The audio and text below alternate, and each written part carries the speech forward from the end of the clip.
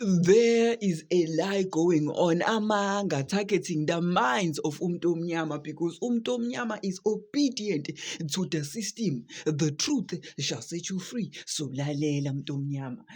Asqale. Right now, as of 2026, America is the main country imposing visa restrictions on Nigeria and Zimbabwe due to overstay concerns. Bahlala kuze kudlule, bangafuni ukuhamba. Understand ukuthi, for example, America suspended nearly all routine visa services in Zimbabwe on August 2025 and added in Nigeria as a partial ban listing.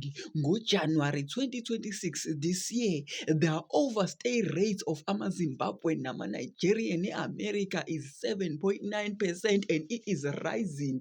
Hlakanipha-ke Mtomnyama and see the truth ukuthi you are being lied to. I-TV iqambela amanga, i-media iqambela amanga, painting the picture yokuthi South Africa are the bad guys, when in actuality other countries are doing the same thing. The reason why America is saying abahambe, let him go, is because of visa overstays, identity verification concerns, limited cooperation on deportation, immigration enforcement issues, the same problems we are having. Zimbabwe visitor visa overstay rates in America is approximately 7.9%. Nigeria visitor visa overstay rates in America is approximately 5.56%. Nigeria students and exchange visa overstay rates is approximately 11.1%.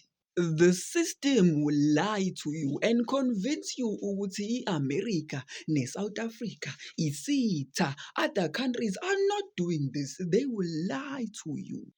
China has periodically conducted immigration crackdowns befuna undocumented foreign nationals. Authorities yase-China detained foreign nationals found working illegally kwi-country yabo, deported visa overstays, increased inspections in countries that are largely dominated by migrants. So even the Indian authority reportedly conducted operations befuna illegal immigrants that have visa overstays, foreign nationals working without authorization, without imvumo in their country, individuals using expired documents. Media yase-India has documented thousands of deportations of Nigerian citizens.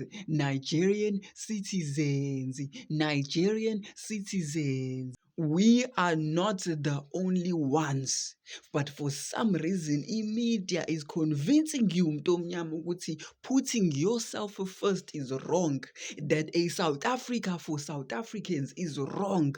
They are convincing you to sacrifice izwe lakho for foreigners.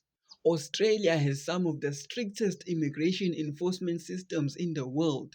Foreign nationals who overstay visas abo, work beyond visa conditions abo, and provide false documents when they are asked ukuthi balethe documents, may face visa cancellation, immigration detention, or deportation. And who have they deported the most? Zimbabweans, Nigerians, Mozambicans, Congolese. European countries generally operate under national law plus border European immigration framework. Common penalties for visa violation include deportwa, ban, or refusal for any future visits. And who have they banned? Who have they deported the most? Congolese, Nigerians, Zimbabweans, Mozambicans. I am not picking a side.